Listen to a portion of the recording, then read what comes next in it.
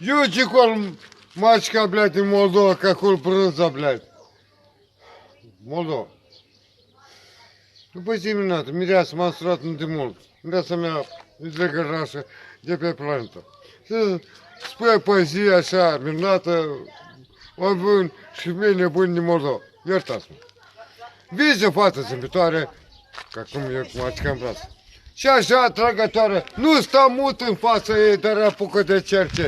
Dacă fata mai fumează, asta nu te deranjează.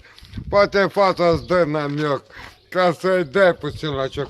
Însă tu ce dai crezare, că la lună fata are, tu ai putut. Nu fii prost, nu tremura.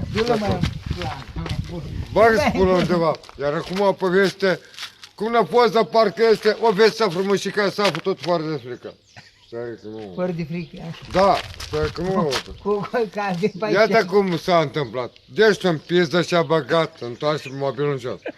Și văzând că vine, nu s-a mai uitat la nimeni. Iar pe urmă, uite așa, s-a gândit festa așa. După dește în cape pula și pe ori de cură. Amin. Că îți bactezi